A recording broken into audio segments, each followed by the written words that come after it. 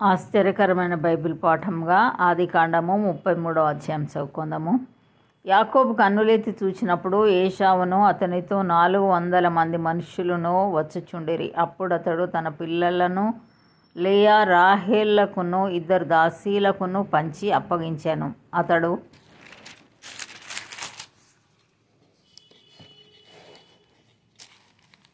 ముందర దాసీలను వారి పిల్లలను, వారి వెనుక లేయాను ఆమె పిల్లలను, ఆ వెనుక రాహేలును యోసేపును ఉంచి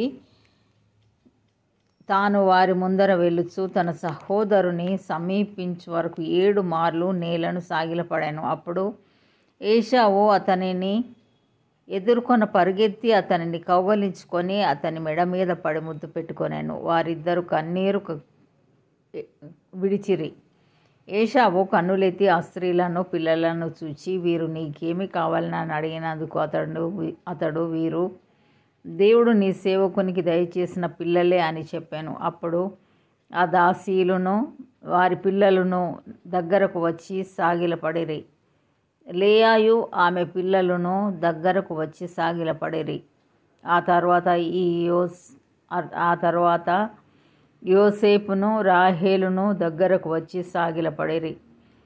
ఏశావు నాకు ఎదురుగా వచ్చిన ఆ గుంపంతయు ఎందుకని అడగగా అతడు నా ప్రభు కటాక్షము నా మీద వచ్చుటకే అని చెప్పాను. అప్పుడు ఏశావు, సహోదరుడా, నాకు కావలసినంత ఉన్నది, నీది నీవే ఉంచుకోమని చెప్పాను. అప్పుడు యాకోబు, అట్లు కాదు, నీ కటాక్షం నా మీద నున్న ఎడల చిత్తగించి నా చేత ఈ కానుక పుచ్చుకొనుము.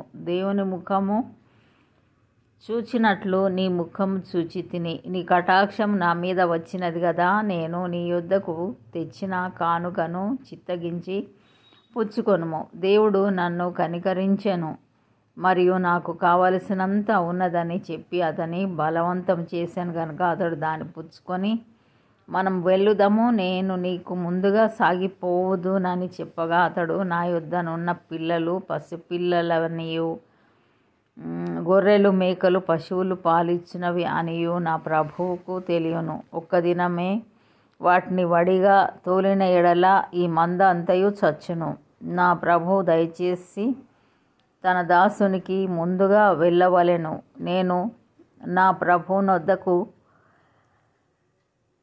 శేయీరునకు వచ్చి వరకు నా ముందరనున్న మందలు నడవగలిగిన కొలదిని, ఈ పిల్లలు నడవగలిగిన కొలదిని వాటిని మెల్లగా నడిపించుకొని వచ్చేదనని అతనితో చెప్పాను. అప్పుడు ఏశావు, నీకు ఇష్టమైన ఎడల నా యొద్దనున్న ఈ జనులలో కొందరిని నీ యొద్ద విడిచిపెట్టుదునని చెప్పగా అతడు, అది ఎలా, నా ప్రభు కటాక్షం నా మీద నుండనిమ్మనెను. ఆ దినంన ఏశావు తన త్రోవను శేయీరు వరకు తిరిగిపోయాను. అప్పుడు యాకోబు సుక్కోతుకు ప్రయాణమైపోయి తనకొక ఇల్లు కట్టించుకొని తన పశువులకు పాకలు వేయించెను.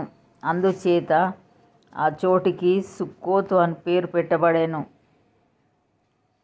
అట్లు యాకోబు పద్దనరాములో నుండి వచ్చిన తరువాత కనాను దేశంలోనున్న షెకెము ఊరికి సురక్షితంగా వచ్చి ఆ ఊరి ముందర తన గుడారములు వేసెను. మరియు అతడు తన గుడారములు వేసిన పొలం యొక్క భాగమును షెకెము తండ్రి అయిన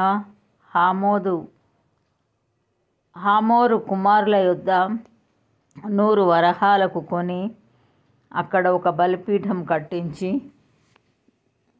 దానికి ఎల్ ఎలోహేయి ఇశ్రాయేలు అను పేరు పెట్టెను.